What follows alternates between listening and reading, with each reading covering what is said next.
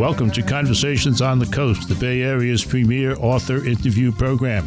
And today we celebrate the return of Richard Russo, Pulitzer Prize winner, author of some great novels, and he's got another one. It's called That Old Cape Magic. Hi and welcome. Great to be here, Jim. At the end of the Times Book Review, the writer Rosanna Robinson cries out, "Family, family, family is the subject of that old Cape magic." And that's true enough. But it's also about other things as well. And I want to get inheritance. But I want to get into some of them. One of them is the fact that it's hard, if not impossible, to escape your parents. And we're not talking about money inheritance now. No. We're talking about something that's more subtle, perhaps, but you can't shake it. No, and the harder you try, I think, the worse it becomes. I think that in this novel, Jack Griffin, who is the protagonist, has made a kind of fundamental mistake, and it was a mistake that I think was made a lot in my generation. I just turned 60, and Jack is in his late 50s. Yeah, but we were the children of the Vietnam era, and in our younger days, really did believe that you couldn't trust anyone over 30, and I remember those days. I remember that. It's easier to believe at 19 than it is at 29, of course. But I think Jack has who is an otherwise smart guy. This is a fairly sharp knife in the drawer. Very good point. This is a guy who's had some at least monetary success writing screenplays. Yes. Yeah. He's got a fairly nice position at an East Coast college, and not an Ivy. A wife that he loves, a daughter that he adores. Mm-hmm. But despite having a kind of tenure in life at this point, in his late 50s, he's made kind of a really fundamental mistake back in his 20s when he and Joy were thinking about what kind of life they would have together, what kind of marriage they would have together, and what kind of family they would have together. Yes.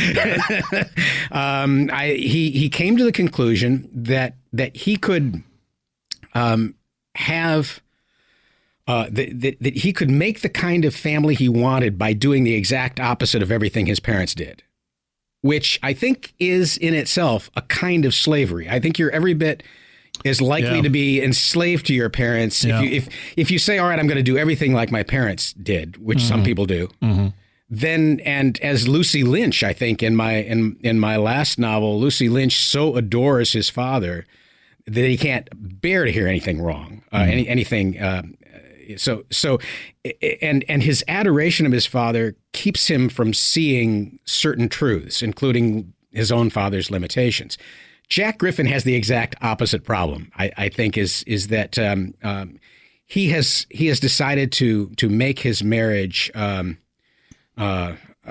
the exact opposite in all regards of the kind of marriage that his parents had, and he really believes that he can keep them out. And the fact of the matter is, he fails totally and dismally at that enterprise, because at a certain point, his wife quite rightly says to him, "It's time we stopped pretending to be your parents and started pretending to be mine." Yeah. Now, I think part of the reason why that happens is that his mother seems always to be on the phone. Yeah. I mean, there's nothing he can do. I mean, she's on the phone. Where are you? What's happening? Why did you do that? Now, why did you do this? And so he's, that. When she's not literally on the phone with him, she's talking to him in his head. He's hearing, and that, I think, to a certain extent, I mean, Griffin's got it worse than most, but we all have that. We all I think it's one of the things that young people don't realize is that they think when their parents die, they're dead. Of course they're not dead. Yeah. Only an idiot would believe that when your father and mother die, that those conversations that you've been having through a lifetime are going to stop. Of course they're not. Yeah. The other thing he has to, I would use the word overcome, maybe you wouldn't, is the kind of terrible relationship that his mom and dad had. His mom says at one point, as a personal favor, couldn't you arrange to think about your father and me separately? And later on, when they're talking about burying ashes, she wants to be on one side of the Cape and he should make sure he's on the other. Yeah, or perhaps even worse, in the canal. She says she definitely wants to be on the other side of the Cape, but maybe just dump him in the canal. That'll be okay. There are many subtexts in that old Cape magic, like the notion of plum and the great churro, which was just referred to. And we'll discuss things like this when we come back. You're listening to Conversations on the Coast with Jim Foster. Follow us on Twitter at Jim Foster COC or send an email to jimfostercoc@gmail.com. It's Pulitzer Prize winning day on Conversations on the Coast because we have the wonderful Richard Russo here to talk about his latest novel, That Old Cape Magic, published by, and I forgot to say this, Alfred A. Knopf. Absolutely. All right. Now, this woman in the New York Times, I want to read a little more of what she said.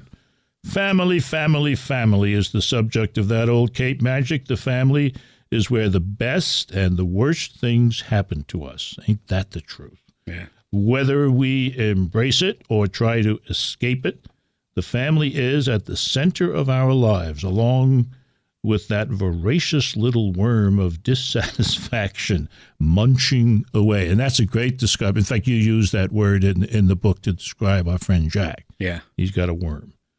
Which will triumph? Richard Russo roots for the family, but he knows the worm is there. And that's what makes the novel so powerful, I think, because you do understand what goes on in these relationships, what the possibilities are, what the perils are, and that's just wonderful. I think the moment that Jack goes over the Sagamore Bridge in the very beginning of the book and starts unconsciously humming his parents' tune, yes, which they did when he was a boy, that old black magic, great tune. It may be the only thing about his parents I admire. I don't know. A little bit more on the great Truro Accord.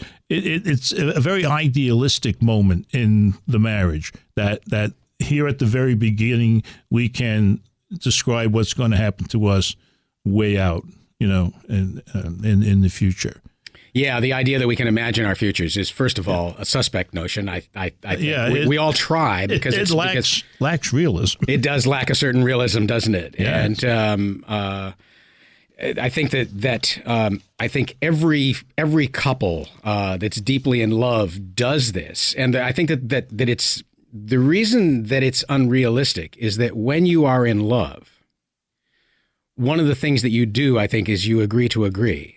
And so the very things that are going to be problematic, like in this case, the Griffin's case, the fact is that it takes Jack a long time to realize it is that Joy, despite knowing her parents very well, loves them dearly. Yeah. It takes him a while to figure that out because when they've come together and made this great Truro Accord, they've avoided talking about the very things that they both suspect may turn out to be problematic. Right. So when you agree to agree, only to discover later that you don't really agree at all. Yeah, it's some problems down the road. Now there's this notion of plum, and it's it actually refers back to a builder's plum. Right. And there's an attempt to put this to use in terms of leading one's life. That one should always try to be centered, and a few degrees off is fine. And then the writer in the story, Jack as the writer, says that you have to have plum in your writing. Do you agree with that? Yeah, I do. I think that, but again, perfect plum is not possible. And what these carpenters were saying, or these builders were saying, is that depending on what you're building, a half a bubble off is what they refer to as plumb sum. and didn't how much plum you could have or had to have depended on how tall the structure is going to the height. Right. And what I thought of in terms of this book is that so half a bubble off, if you're only going up 2 or 3 stories, is not that much. If you're going up 35 stories, watch out. Then everything begins to tilt. And I think that Jack and Joy now have been married for something like 37 years, right? Which means that they're 37 stories in the air. Mm-hmm. That for me was the metaphorical comparison. So what didn't show in the first year, in the second year, in the third year, when you're 37 years straight up, yeah, you can see that sucker tilt. when you're that, you can feel it, and you can feel it, and you can feel it tilt, and I think that's keeps what's you awake at night. Yes, I think things Jack, like that. Yeah, when Jack starts singing that song or humming that song, that's a manifestation of just how far out of plumb he is. Yeah. The other thing about this book, and I mean, people should realize how diverse it is and what it can do for you. It gives you instructions on how to behave at a wedding reception. Oh yeah. In 2 parts. We're going to, cover the big one later.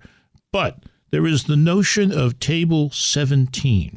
And I bet you everybody out there's sat at table 17 and didn't know it. Well, I certainly hope so. Yeah, and in a way, it's hard not to know. Before I started writing this book, my wife and I had been invited to a wedding. And we were seated. We looked around, and you only have to look around at your fellow table mates to realize that not only did we not know any of them, they didn't know anybody either. So everybody at the table is a perfect stranger to everybody else except the person they came with. We'll continue about table 17 when we come back, because the book, though full of very serious stuff, also has a marvelous tale to tell about wedding rehearsal. You're listening to Conversations on the Coast with Jim Foster. Follow us on Twitter at Jim Foster COC, or send an email to jimfostercoc@gmail.com. This is Conversations on the Coast, that old Cape Magic, a great new novel by the redoubtable Richard Russo, is our topic today, and the publisher, the wonderful Alfred A. Knopf. I love to say Knopf. Yeah. It's like, I took elocution and I succeeded. Yes. Not everybody knows what to do with that K, too. Yeah. But you do, Jim. I love to do it. The Boston Globe has some interesting things to say. It might well have collapsed into a cliche in talking about the book, as it examined the education of a middle-aged, middle-class mope. That's not nice. Happily, however, Russo retains a magic that is anything but black and white. Stale or trite. The novel is suffused with his signature comic sensibility and with insights by turns tender and tough about human frailty, forbearance, fortitude, and fervor. That's a great lineup of F's there. Yeah. That's it. It's keeping that sense of humor. There's a moment, just to go back to the notion of table 17, in that story about table 17, when Jack's daughter Laura does something very, very beautiful. Yeah. Tell us about that. Yeah. Well, it's at this first wedding. There are 2 weddings in the novel, and it's at this first wedding when Laura and her boyfriend are dancing. One of the first dances after the father of the bride daughter dance. Right. They go out onto the dance floor and they dance. And unbeknownst to Jack and his wife, Laura's boyfriend proposes marriage to her right then. During that dance. Yeah, during that dance. And Laura is, of course, she suspected that this was going to happen, but it is a moment of great joy and a moment of great personal joy. And she does something in the novel then that I found truly astonishing, because at table 17 is a boy named Sonny Kim. And Sonny has fallen in love with Laura. He's the son of Korean immigrants. He has fallen in love not only with Laura in middle school. Not only has he been in love with her all of his life, but he's also, in a way, fallen in love with Laura's family. He thinks the world of Jack and Joy. And he's also fallen in love in a strange way with America. I mean, he's the son of immigrants. And so and here he is seated at table 17. At the outcast table. Yeah. And at this moment of great personal joy, Laura remembers that Sonny is there, and she knows full well that Sonny is in love with her. And at the moment that she has just been proposed to, she remembers that Sonny is at table 17 and brings her fiancé over and drags Sonny onto the dance floor, unwilling to let him sit there alone. If the other couples get up, then Sonny would be there alone. It made me fall in love with Laura. Yeah. I'm ready to move on, though, to the next wedding. And the rehearsal with what I call a crazy incident. I wrote down some of the things that happened at this rehearsal dinner. A kid is injured during a volleyball game. Uh-huh. Harv, who is the father of... is Joy Griffin's yes, I'm sorry, father. Joy's father. Yep. He is in a wheelchair. Correct. And his wheelchair gets hung up, well, we couldn't say a tree, but in a hedge. Yes. Yes. Upside down. Yes. Griffin gets punched out by Jared and Jason, two ex-Marines, brothers of Joy. And the ramp that the guy is using in the wheelchair to get down collapses.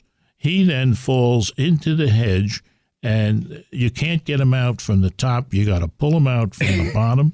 With a chainsaw. This goes on for 4 pages. I'm laughing myself crazy. Everybody at the rehearsal dinner winds up in the emergency room. Yeah. It's nuts. Yeah. And Griffin has to walk. How many weddings did you have to go to come up with that scenario? Huh? That scenario came as an exercise in fatherly dread, actually, because as I was writing this book, I was actually my wife and I were planning both of our daughters' weddings. They both got married within a calendar year of each other, and so this became a kind of talismanic scene that if I wrote it and in its full horror and glory, then maybe it wouldn't happen to me in real life. With your daughters getting married close together, you get any 2-for-1s? No. Well, listen, that old Cape Magic ain't 2-for-1. It's a one and only. It's a novel with deep insights into family, and it's a novel that'll make you laugh. This has been Conversations on the Coast, and I'm Jim Foster. Follow us on Twitter at Jim Foster COC, or send an email to jimfostercoc@gmail.com.